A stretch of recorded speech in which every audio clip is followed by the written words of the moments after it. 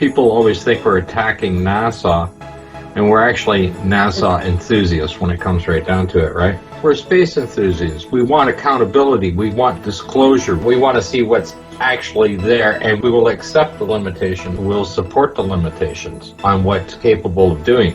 We don't need to keep researching in and find out, oh, all we're looking at is CGI.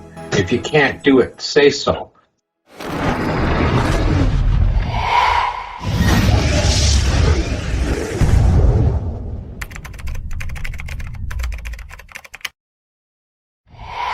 When I was looking at the comment section earlier this morning, what I'm seeing in there is this.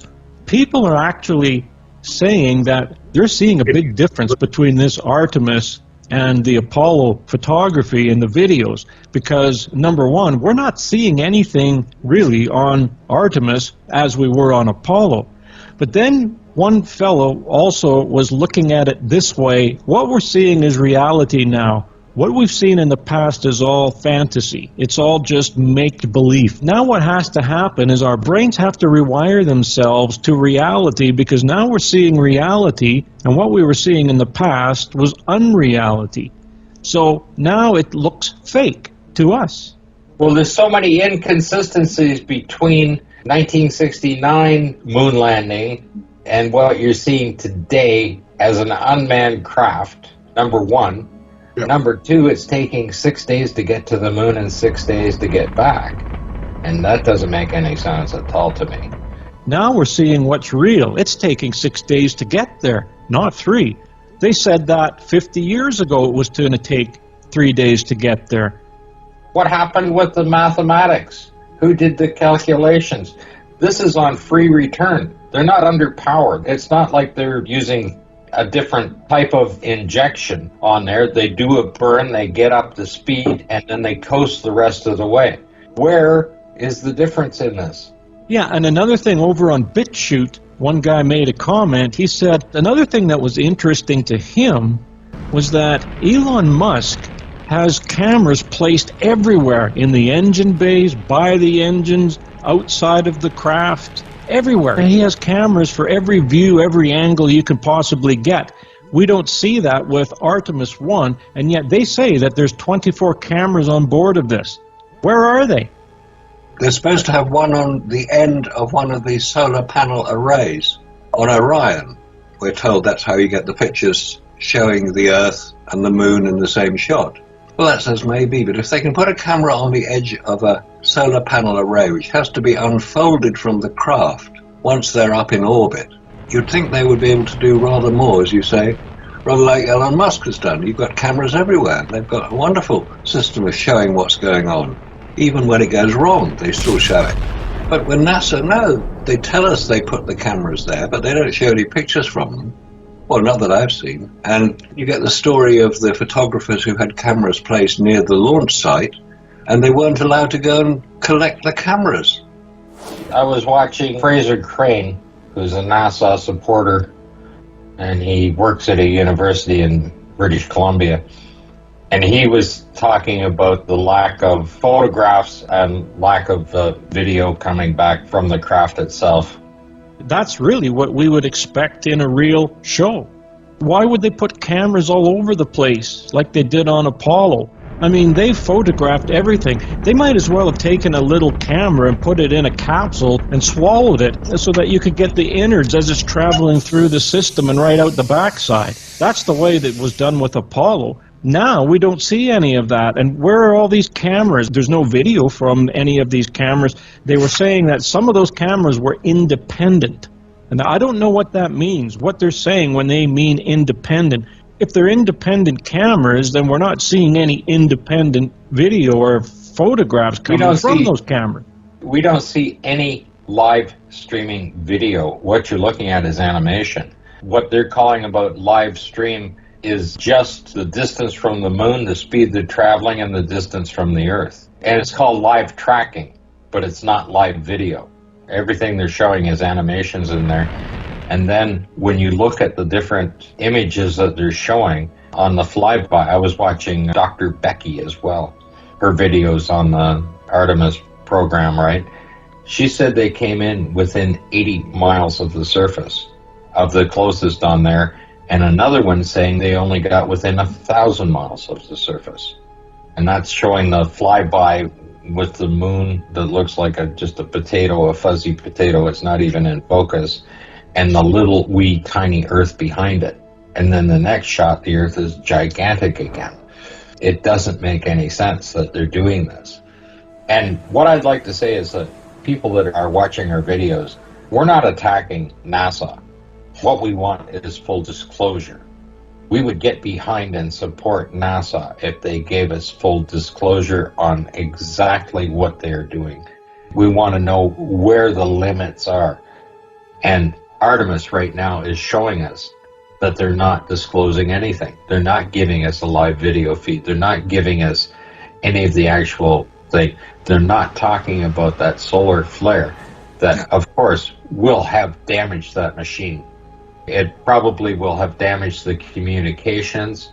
They won't be able to talk to it to modify the orbit in any way if they lost communications with all of the operations of just flying this thing. And if it was fully autonomous and it's damaged, well, then it's not coming back anyway. I've talked to other people going, oh, well, they can use resistors and that to, diffuse the extra energy. Not for that kind of power.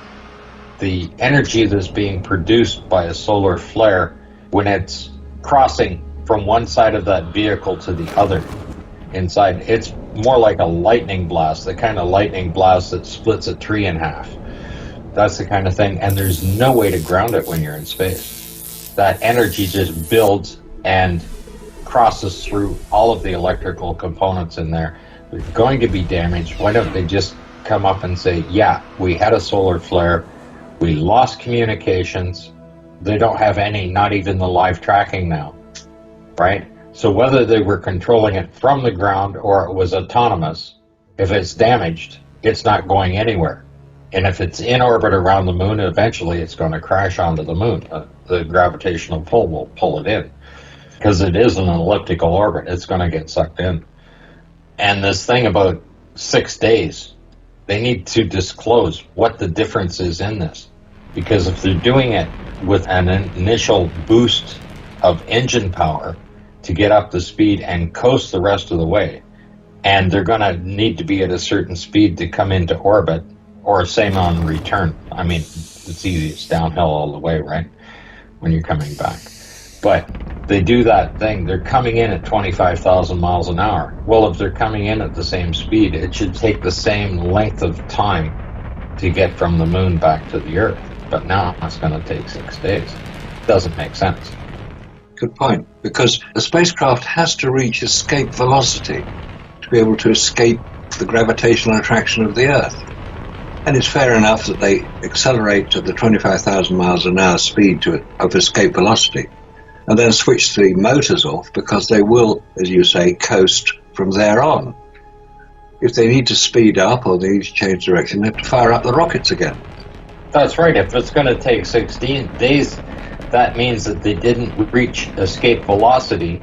They're going to have to refire the engines and continue to burn, maybe several times. They're going to have to fire those up and continue to burn to be down like that average speed in 6 days to go to the moon. You're down at 1,600 miles an hour average speed. That's not very fast at all. That's nowhere near that 25,000 miles an hour escape velocity. No, but that is the speed that they will return with. They'll come back to Earth at that speed because of Earth's gravitational attraction. In my view, the problems really start at that point. And the point you make about animations, yes, there's a lot of animation on the Artemis program. We see a lot of pictures of rockets going all over the place, and it's all animation. How do we know what's real? How do we know what's actually happening? It's been animation since 5 minutes after launch. Yeah, it was animation on Apollo. When people say, well, I saw it all on television, what they were watching was animation. It wasn't real. NASA only came in with the real footage later when they worked out what had to be shown. Yes, and I'll show you what they're showing now. And I'd like you to figure this one out. Now here we have Artemis 1. They claim this is live. Now, people in the comment section are actually asking that question. Is this live? That's interesting. I see it stopped image. It's too sharp. It's not sharp enough. There's all kinds of crazy comments here, but I can see why. Look at this. There's the Earth. What is this? That's supposed to be the moon, I guess. So then where are they? In that elliptical orbit. Oh no, they claim this is the live version right there, and then these two are the animations below. So if this is live as they're claiming, then what on earth is this moon and the Earth doing here? They're claiming they're out past the moon in that elliptical orbit. But look at the size of the moon. Yeah, well, that changes all the time. That's why I think it's an animation. I think the only thing that they're showing that they claim to be live are the distance from the Earth, the distance, the speed they're traveling, and the distance to the moon. Because all of the other ones said live tracking. Yeah, not this one. This is actually live view from Orion. You could see the launch, outbound journey, transit, distance. They've just passed the distant retrograde orbit is what they're claiming, because there is where the marker is. Yeah, live from Downey Studios. Like I said, people tend not to believe us when we do the research, but when you have somebody that's directly in the field working with that kind of equipment to sit there and they explain it to you, and the biggest thing that's going to happen is it's going to take away the fantasy of space flight. Because if he says, this is the kind of materials you need to work in an environment, even at a Torr value of 10 to the minus 6, go past that, well, we're restricted to 130 miles off the surface. No. There's another story here. Spaceflight, that's the British Interplanetary Society, and they've got Orion's first step. There's the Orion, there's the moon. So they've got it there, so it obviously must be real if the British Interplanetary Society say so. And they've got quite a big article inside it. Talking of making money from space, look at the amount of money. These are artifacts from the Armstrong Family Collection. The Armstrong Family Collection. The flag that was flown directly on Apollo 11. $275,000 it sold for. And then there's all this Apollo 12 lunar module flown and lunar surface used Garland mechanical pencil from Alan Bean's personal collection with the original handwritten letter of authenticity. Sold for $52,000. There you go. Space memorabilia. This is a pencil, which is what the Russians were using. Alan Bean has not mentioned anything to do with taking pencils into space. Lunar surface used Garland mechanical pencil. $52,000. I mean, that's good money if you can get it, isn't it? You know, they have a pocket for a little pen light flashlight. I've never seen it up for auction yet. But now that we mentioned it, I'm quite sure it's going to go up for auction. And it's going to sell for more than that. And the batteries will be the original and still working. And they won't be. The batteries are still working on Voyager 2. This is Heritage Auctions. They're the people who sell these things. Consign now to our upcoming auctions. Mercury 7 astronauts. Early NASA signed group photo, signed by all. That's 7 of the Mercury astronauts. John Glenn is in there, Alan Shepard's in there, Gordon Cooper's there. $35,000. Who's paying all this money for this stuff? It's like making a donation. They're not buying it. They're making a donation to support the cause, right? Set of Chris Kraft's personal security badges for Apollo 6 to 17 with additional signed photo directly from his estate with certificate of authenticity. There we go. That's the Chris Kraft collection of badges. And that was sold for $42,500. That's not the asking price. That's what they sold for. It's wonderful stuff. Yeah, signature auction. Space exploration signature auction.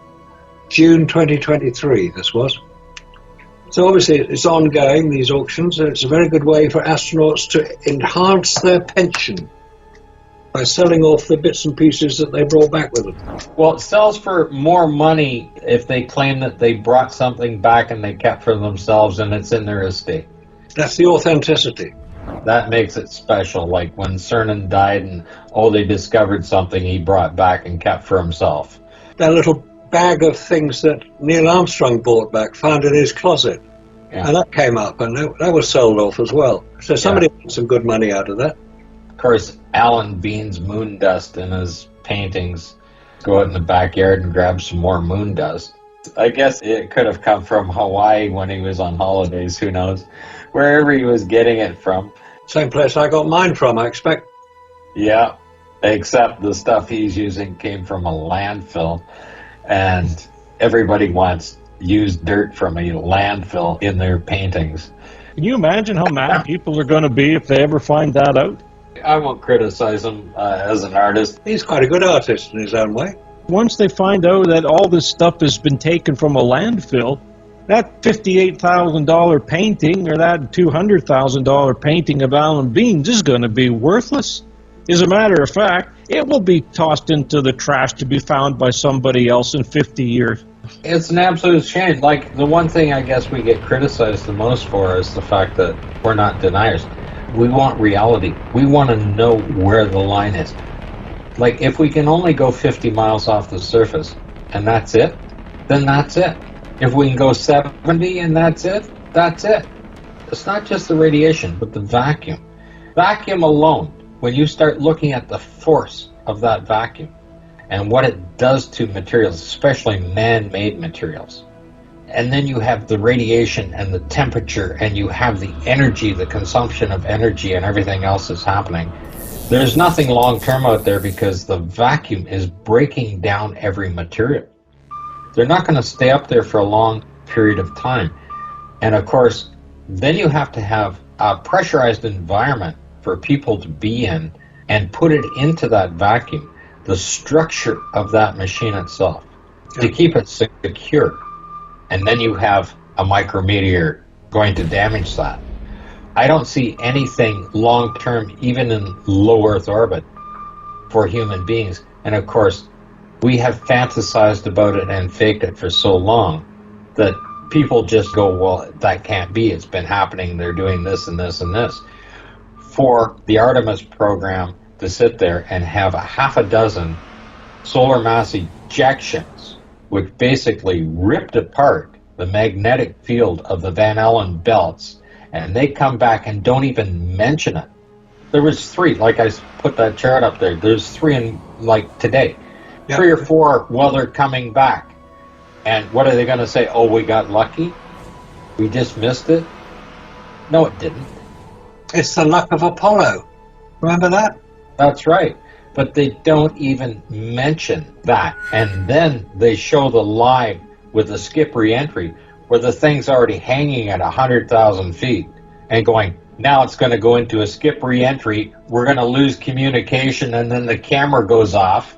2 minutes later, it comes back on and go, oh, it just did the skip re-entry, and now it's coming in, right? And doing the thing. I mean, these guys are sitting there going, okay, you ready to push it out the back of the plane, put it on the parachutes, and come down beside it, right? It's just nonsense. That thing would not have survived. And then to sit and show us on the near side of the moon, and they're claiming to be on the far side of the moon. And if they have to fake that, it's because they weren't there.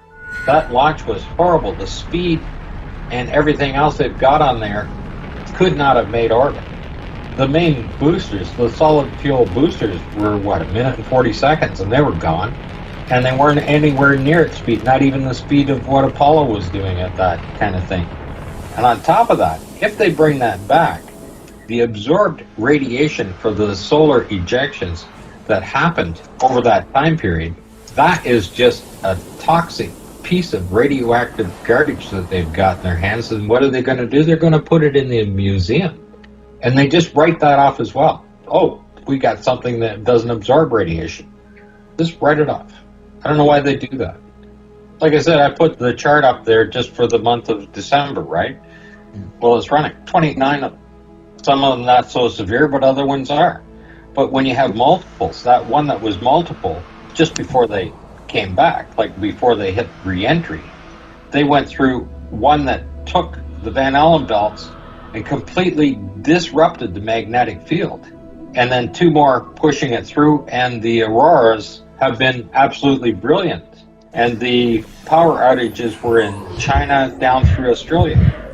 When I look at that and I go, hey, this crap, if it's out there, it would be damaged. I don't think they put anything anywhere. The only live feed that you see is within Earth's atmosphere. And they're sitting there going, here's the live feed showing the curvature of the Earth and stuff.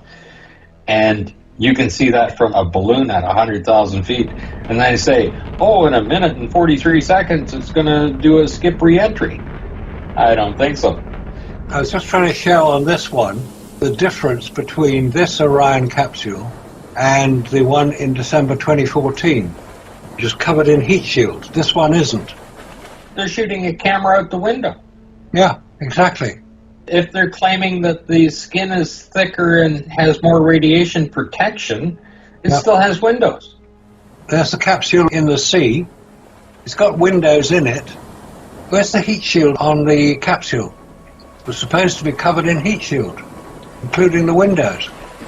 You can see that from a high-altitude balloon at 100,000 feet. And they haven't gone into the skip re-entry. You just heard them talking about going into skip re-entry. And just after that, then it blacks out for the so-called skip re-entry. Yeah, and Orion is right on the money. And that is absolute nonsense. If it was skip re-entry, we'd see the horizon changing position. Well, they just black the camera out when it goes into that.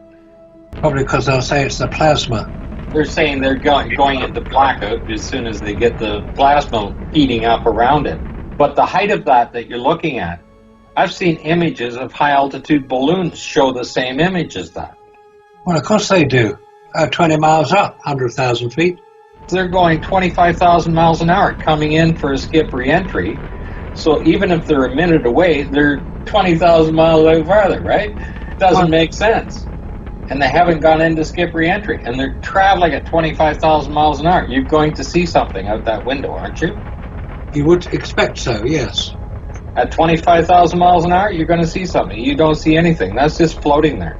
Everybody thinks that the Houston Control Center has to have a certain look to it, so they've updated it with new screens and stuff, right? They still got all the rows in there. If everything is up to date and automated, they don't need a room that size. They don't need that many people. They're just giving you the image because that's what you expect the control room for a rocket to be. All those guys in there, all those screens in there. It's laid out exactly the same as Apollo. Look at it. You expect that. That's exactly what they did in the 1960s. This is what the control room looks like, so it's going to be exactly the same as that today, so that it looks, makes it look more realistic. Moon rock. There we go. Bit of brick here. It's genuine moon rock. Anybody prove it's not? No, you can't. Let's get it nice and close so you can see it. There we go. Yes, that's beautiful. Yeah, it's a nice bit of moon rock. Easily transportable amount. Probably Apollo 17, so I can imagine Gene Cernan hitting it with his hammer to break it up, brought it all back to Earth, and here it is in the UK. Wow. Well, I just put a little notice on it saying moon rock. Everybody will pay a huge amount. No, it'd be easier for me to cut it into several pieces and sell them all separately. Oh dear, what a game it all is. The only thing we're really looking for is reality. And if we can't go anywhere, if the radiation, if the vacuum, and all the other factors, they should do it right. But what is happening is they're trying to hide this information. So they're teaching people in universities. The instructors are teaching students the wrong information. The only thing they can be are parrots. Like that gentleman says, here, I'll show you what vacuum can do, right? Here's the real numbers. We've listened to people from NASA saying it's not a problem. They're taking the information down from the studies that they've done because they don't want people to know. People with PhDs are commenting underneath our videos going, you're wrong, you're lying, it's only this, it's only that, a vacuum is only this much, right? Well, here's a guy working in the industry going, they are lying. Yes, they're lying. And we're right. The problem they had with Apollo 15 is they didn't have another machine to work with. They had 2 or 3 on the set, but they didn't have anything that was actually up and functioning. They had to continue using that. And by the time you got to 16, yeah, they had more. Then all of a sudden now you got 2 of them on the set. And the same with 17, then they had 2 on the set. And you can see those things. They didn't have a backup, but whatever happened on that first one, they had to keep using that same machine, broken, and they fixed it, and you can see it being repaired. But were they repairing it with duct tape? They had a whole lot of nonsense going on there. Like, the official documents claimed that they lost the 1 battery. I was surprised they didn't lose all the batteries, because the electrolyte would just evaporate, wouldn't it? That's the other problem. That's exactly what would have happened had they been on the lunar surface. So when they dropped it, when they were faking it, they actually dropped the lamp. The damn thing yanked right off. You can see the broken cables where it hit the ground, broke the steering, broke the seats, damaged the fenders. All of that's visible on the thing, and damaged the tires. They're all wrinkly and stuff like that from being banged around. All of that's on that rover. And the official documents saying that they only had rear-wheel steering and one of the batteries had failed, so they only had 2 motors running it. Well, if you start pulling an extra load and the battery usage goes way down, well, they seem to have the same battery usage with only half the battery. But when you have 2 quarter-horse motors running, pulling that weight, they're now under extreme load. That battery usage would go way up. Perhaps they were waiting for a solar flare to add more power to the rover. On their second EVA, they got the 4-wheel steering back. Parked it in the shade overnight. That's Jerry Stone. But your battery life would go all to hell, because you're now being driven with only half the engines, and they're going to be loaded to the max to try and pull the additional weight. Your distance is going to go down. They didn't lose any distance. They still went the exact plan. You go back to the cue cards, and here's all their stations. They didn't lose any time getting there. Nothing. The equipment has changed. Yeah, it's magic. Strange things happen on the moon.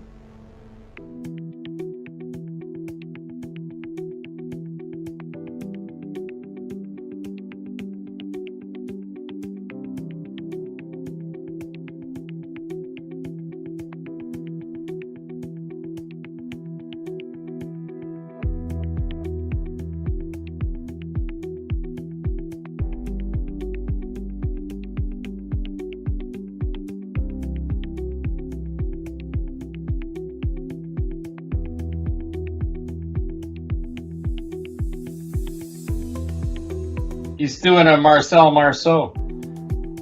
He's on a cable. He's got a cable restraint on him because he can't walk forward. He's sliding back against the cable. Oh, well, look at the angle he's on. Trying to lean forward against the cable to try and get it to come across farther. There, he's sliding back again.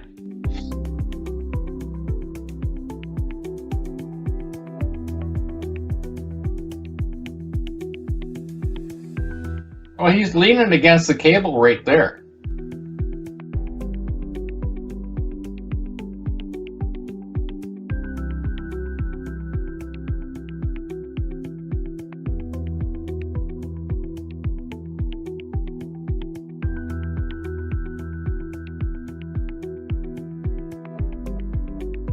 Oh, look at him slide back there.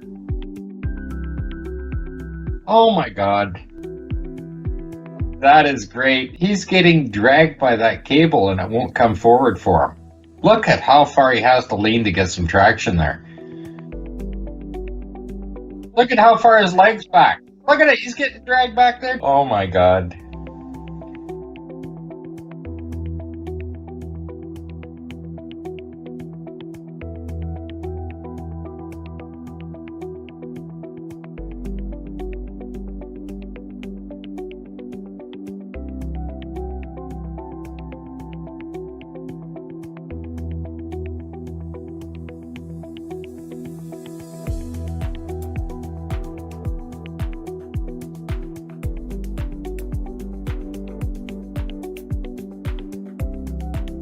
What the hell's that? Up on the left-hand side, what's that big arm doing hanging down there?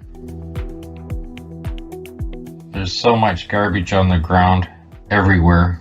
It's all over the place. Do you imagine these guys having to do this and perform and then get up in front of the public and claim that they landed on the moon? No wonder they sat there with their heads down, down, down.